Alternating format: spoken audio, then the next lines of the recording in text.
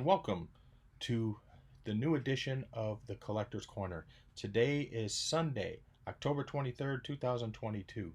It is the 17th anniversary of what I consider to be the greatest sporting event I ever attended, to be honest with you, and the greatest sporting event in Chicago sports history. Now, people will argue other things, but that's my opinion, and that's all that matters because this is my show. So, what event am I talking about? It was October 23, 2005, and it was that the White Sox played in Game 2 of the World Series. For those who don't remember, this is the game where Paul Konerko hit the grand slam to give the Sox the lead in the bottom of the seventh. And then in the bottom of the ninth, after the Astros tied it up in the top of the ninth, in the bottom of the ninth, Scott Podsednik hit the game-winning home run. Funny thing about that, the person I was with at the time, who I am no longer with, by the way, she can go wherever. I turned to, I should say, in the bottom of the ninth as they were going into the bottom of the ninth because Juan Uribe was the leadoff hitter. And I looked at her and I said, Uribe is going to end this. So I did call a home run in the bottom of the ninth inning, just the wrong player. I'm sticking with that one too. But so what do I have to show for this? Well, quite a bit of stuff actually. I have a game one ticket from the 2005 World Series. I have a game two ticket from the 2005 World Series. Of course, the game that we're talking about right now. I have to get it here, a game three ticket in Houston to the 2005 World Series. And I have two game four tickets in Houston for the 2005 World Series. These are not the tickets that I used. Let me say that up front. I do have the tickets that I use for games 1 and 2. They are actually in a frame on the wall. I have the tickets for games 1, 2, 6, and 7, which is what the 4 games that would have been played since the White Sox had home field advantage by virtue of the American League winning the All-Star game in Detroit that year with Mark Buehrle getting the start and getting the dub, I believe. But I have those in a frame on the wall with a World Series program which features Buehrle and Clemens.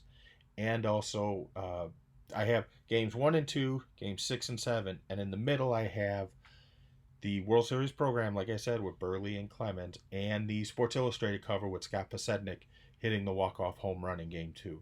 I just didn't want to take it off the wall, to be honest with you. So it's a hassle to get to it because there's stuff over there, the TVs buy it and everything else. So I do have those framed. Like I said, these are ones I picked up over time on eBay or at sports shows, whatever it may be.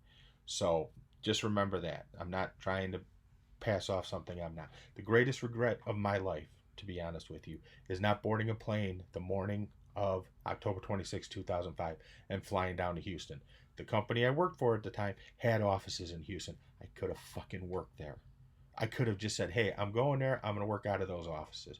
And I didn't. And it's, if the White Sox are ever in that position again, and I chuckle because it sure as hell looks like they're not going to be, I will be on a plane to wherever they are playing if they have a chance to win it all.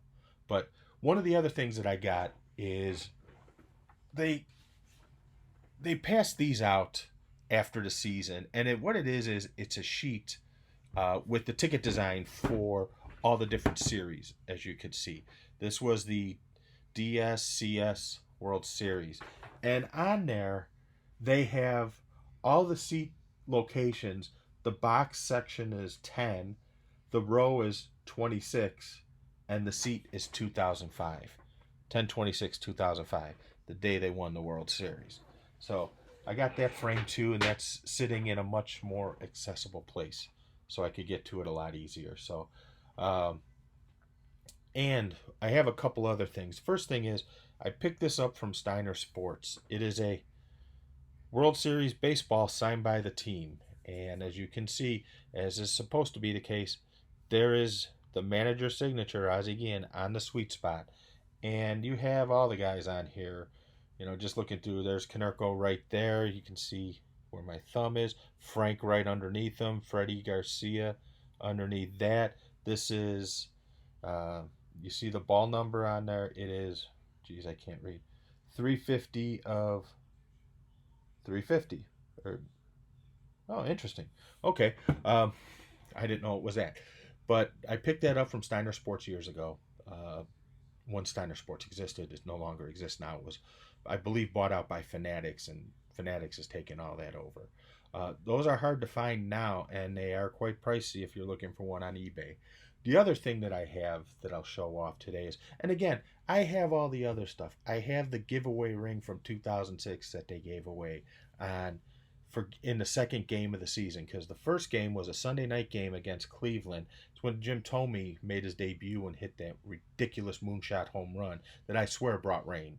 The second game was on a Tuesday, and they handed out replica rings. And I remember first the lines were insane to get that ring, and I remember walking in towards gate 3, and someone had already gotten in and was up on the ramp screaming, "They got a ring, they got a ring." It's one thing I'll always remember. The other thing I'll always remember is driving home from that game, driving down Pershing. Someone pulled up in the car next to me and said, "Hey man, I'll sell you this ring for $50." And I go, "Nope, I already got one." So he was a little bummed, but too bad, so sad. The last thing I'll show is this is as you can see, a logo World Series champions bat, and I've got a lot of the team to sign on it. There's Ozzie right there. Harold was on there because he was a coach. Rowan, John Garland, Contreras, Chris Widger, Canerco. You know, I don't have the entire team on here. I have a lot of the team. Um, and the interesting thing about this is that there are two players who are very tough to get. Fortunately, I got one of them on here. I got one of the two players on here, Tadahito Iguchi, right there, to sign this. I actually got started this at the 10th anniversary celebration at Sox Fest in 2015. Uh, Hopefully, there'll be a Sox Fest in 2025 so they can celebrate the 20th anniversary and tell us how smart they were to have a world champion 20 years ago. But the other person that's impossible to get anymore is Mark Burley. The guy just doesn't do signings. He's in his home in Missouri, wherever it is. He's enjoying his family life. He's enjoying hunting and being Mr. Mom, Mr. Dad, or Dad, I should say. Hey, and more power to him. He earned it. He made the money. He spent the time on the road pitching. He earned that right. But Mark, come on, man, give us a little help here. Give us something, man. Throw us a bone. Do a signing. I know he's been approached about doing signings for six figures and has turned them down. So hopefully at some point in the future, Burley will get back out there. There is one place you could possibly get him, but that would strictly be for like baseball cards and balls, and that's he does go to Cardinal games. You could usually find him sitting behind home plate, drinking a beer, hanging out. Uh, but trying to get a bat or a Wheaties box, which I also have that I'd like to get him to sign, is a tall order to try and sneak it to a ballpark. You might get questions.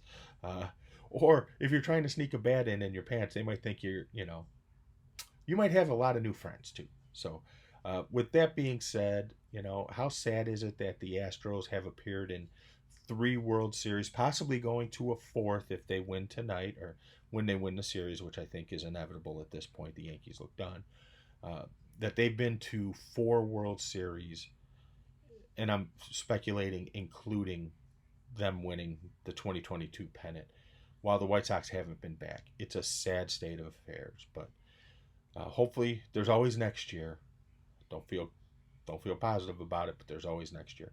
So hopefully you enjoyed it. One thing I will say: make sure to check out the new edition of Yumper and Vo at the show.